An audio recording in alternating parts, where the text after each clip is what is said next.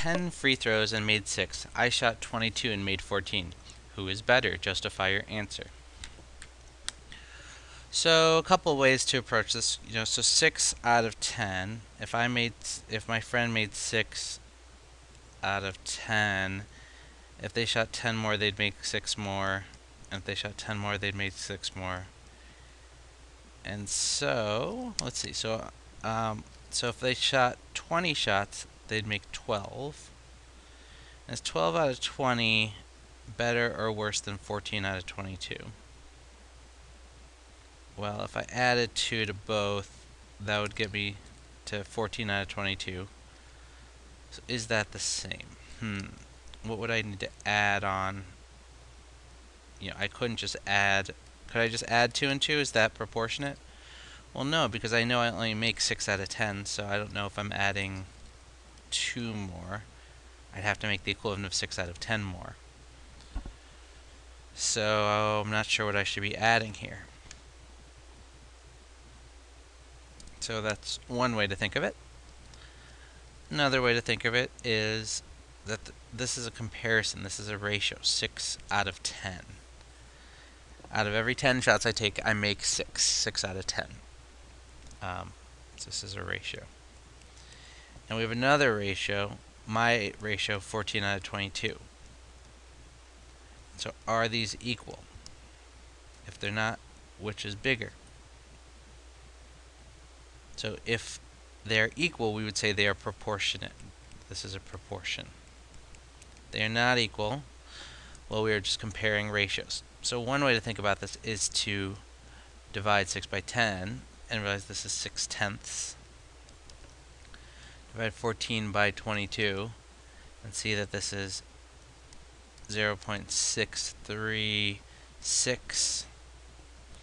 And so which is bigger? Well, my number's bigger. So I am better. I guess in theory, if you want to look at it as a comparison purely of the percent of shots, I make 63.6% and my friend only makes 60%. So I could say I am better because I make a higher percentage of shots. Now some people might argue, well, it's harder to make only 6 out of 10. Some people might argue, well, 22, it's a lot harder to make 14 out of 22. Regardless, from a percentage perspective, I would say that 63.6% is better. And how much better? Well, what if we both took the same number of shots? That's another way to think of this problem. Right? I could think of this like, oh, well, what if we shot 220 shots? Well, to do that, I would need to multiply top and bottom here by 22. Because when I'm multiplying this top and bottom by the same thing, I'm basically multiplying by 22 over 22, which is 1. So I'm not changing the value of the fraction, just the form. Likewise here, top and bottom multiply by 10. And so now it becomes a little more obvious that I'm better by 8 shots over 220 shots. So what if we shot 5287? Well, this is where we can set up a proportion. So if my friend makes 6 out of 10, what would that be the same as if they shot 5287? So how many would they have had to make the same ratio, to make this compute to 0.6?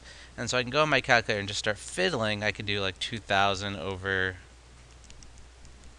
5287, and I can keep trying to march the numbers up. But more systematically, one way to think of it is I just need to get x alone. And so the way, right now x is being divided by 5287. So instead I can multiply both sides by 5287.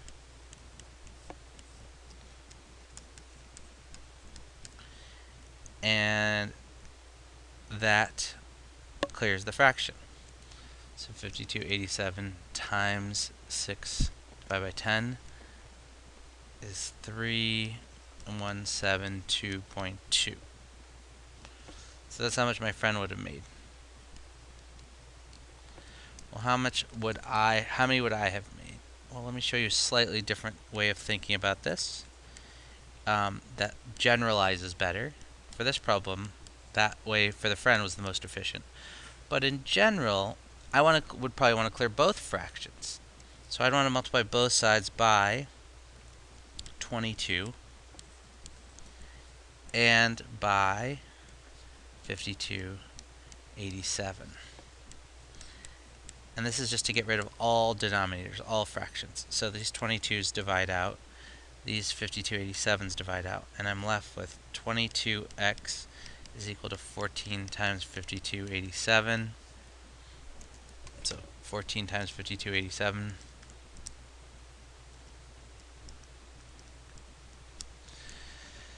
is 74018 equals 22x. I divide by 22 and I get 3364.45. So that's how many free throws I made. So you can see the comparison. There's a big difference here. 200, I guess not quite 200, but 188 or so. Free throws different over that many.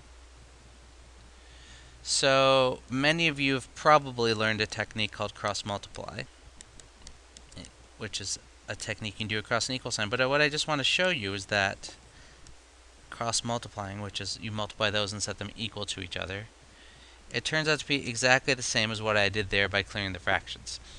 So it makes sense to do. It's not just some magical technique. It's all we're doing is we're just clearing the fractions by multiplying both sides by the denominator.